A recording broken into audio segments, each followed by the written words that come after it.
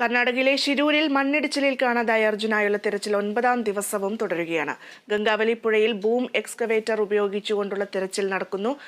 വാർത്തയുടെ വിശദാംശങ്ങൾ നൽകാൻ മേഘ്ന മുരളി ചേരുന്നുണ്ട്. മേഘ്ന, ഇത്രയും ദിവസം നമുക്കറിയാം, ഈ കഴിഞ്ഞ ദിവസങ്ങളിലൊക്കെ തന്നെ വലിയ രീതിയിൽ മാൻ പവർ ആയിരുന്നു ഉപയോഗിച്ചിരുന്നത് എങ്കിൽ ഇപ്പോഴിതാ സാങ്കേതിക വിദ്യയുടെ ഒരു സാന്നിധ്യം കൂടി നമുക്ക് അനുഭവപ്പെടുന്നുണ്ട്. എന്തായാലും എങ്ങനെയാണ് ഇപ്പോഴത്തെ ഒരു ഇത് പോകുന്നത്, അതായത് രക്ഷാദൗത്യം മുന്നേറിക്കൊണ്ടിരിക്കുന്നത്? ഇപ്പോൾ 9ാം നാളിലേക്ക് കടന്നിരിക്കുകയാണ്. എന്തൊക്കെയാണ് വിശദാംശങ്ങൾ?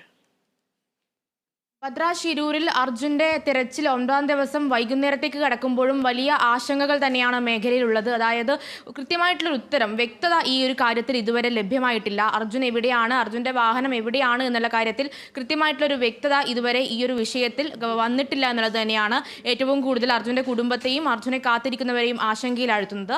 ഇപ്പോൾ വരുന്നൊരു പുതിയ വാർത്ത എന്ന് പറയുന്നത്, ഇതുമായി ബന്ധപ്പെട്ട് അഭിഭാഷകനായിട്ടുള്ള സുഭാഷ് ചന്ദ്രൻ കർണാടക ഹൈക്കോടതിയിൽ ഒരു ഹർജി നൽകിയിട്ടുണ്ടായിരുന്നു. അതായത് അതിൽ പറഞ്ഞിരിക്കുന്നത് കർണാടക, കേന്ദ്ര സർക്കാരുകൾ ഈ ഒരു നടപടി വേഗത്തിലാക്കാനുള്ള ഒരു അടിയന്തര നിർദ്ദേശം നൽകണമെന്നുള്ളതായിരുന്നു. അത് ആഗസ്റ്റ് 1 ആ ഹർജി പരിഗണിക്കുന്നത് കർണാടക ഹൈക്കോടതി ആഗസ്റ്റ് 1 മാറ്റിയിട്ടുണ്ട്. മറ്റ് ഈ കേരള സർക്കാരുകൾ ഇതുമായി ബന്ധപ്പെട്ട റിപ്പോർട്ട് സമർപ്പിക്കണമെന്നും ഈ ഒരു കോടതി നിർദ്ദേശമുണ്ട്. അതിനപ്പുറത്തേക്ക് ഇപ്പോൾ മേഖലയിൽ ഒരു ദ്രുതഗതിയിലുള്ള ഒരു തിരച്ചിൽ നടക്കുന്നുണ്ട്. മറ്റൊരു കാര്യം എന്ന് പറയുന്നത്, കഴിഞ്ഞ 8 ദിവസമായി രാത്രിയിൽ ഈ ഒരു തിരച്ചിൽ നിർത്തിവെച്ച ഒരു സാഹചര്യമായിരുന്നു. എന്നാൽ ഇന്നു മുതൽ രാത്രിയും 24 മണിക്കൂറുകളിലേക്ക് ഈ ഒരു തിരച്ചിൽ നീട്ടാനുള്ള ഒരു നിർദ്ദേശം കൂടി ഈ ഒരു അവിടെ രക്ഷാപ്രവർത്തകർ എടുത്തിട്ടുണ്ട്.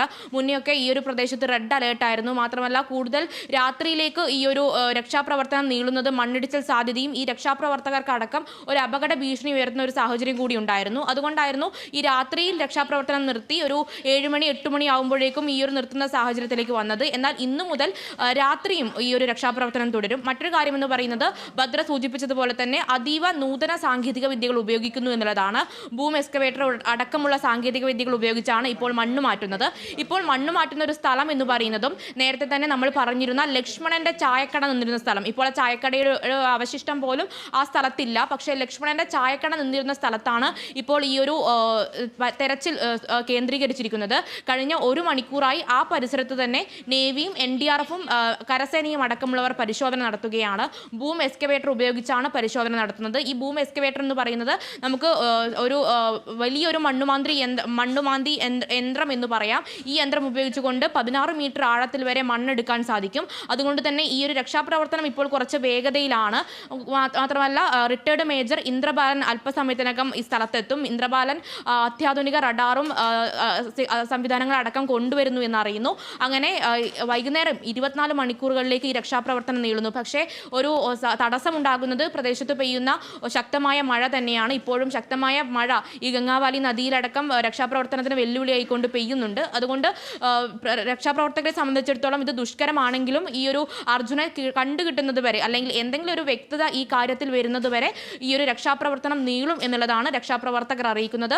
എന്തായാലും റിട്ടയർഡ് മേജർ ഇന്ദ്രബാലൻ അല്പസമയത്തിനകം തന്നെ ഈ ഒരു സംഭവ സ്ഥലം സന്ദർശിക്കുന്നുണ്ട്. അവരുടെ നേതൃത്വത്തിലും ഒരു രക്ഷാപ്രവർത്തനത്തിന് വേഗത കൈവരിക്കാൻ അല്ലെങ്കിൽ ഏകോപനം നടത്താൻ വേണ്ടി കഴിയും എന്നുള്ളതാണ് മനസ്സിലാക്കുന്നത്. എന്തായാലും ഇന്ന് വൈകുന്നേരത്തോടു കൂടി തന്നെ ഒരു ശുഭവാർത്ത, അർജുനെ കണ്ടെത്തുന്നു അല്ലെങ്കിൽ അർജുന്റെ വാഹനത്തെ കണ്ടെത്തുന്നു എന്നുള്ളൊരു ശുഭവാർത്ത ലഭിക്കുമെന്ന് തന്നെ നമുക്ക് പ്രതീക്ഷിക്കാം. തീർച്ചയായും മേഘ്ന, എന്തായാലും നിർണായകമായിട്ടുള്ള മണിക്കൂറുകൾ തന്നെയാണ് നമുക്കിപ്പോഴും നമ്മുടെ മുന്നിലൂടെ ഇങ്ങനെ കടന്നു പോയിക്കൊണ്ടിരിക്കുന്നത്. എന്തായാലും കാലാവസ്ഥ കുറച്ചുകൂടി അനുകൂലമാകട്ടെ, തിരച്ചിൽ എത്രയും പെട്ടെന്ന് പൂർണ്ണമാകട്ടെ, അർജുനെ കണ്ടെത്താൻ സാധിക്കട്ടെ എന്ന് തന്നെയാണ് ഓരോ മലയാളികളും ഈ ഒരു നിമിഷത്തിൽ ആഗ്രഹിച്ചു കൊണ്ടിരിക്കുന്നത്.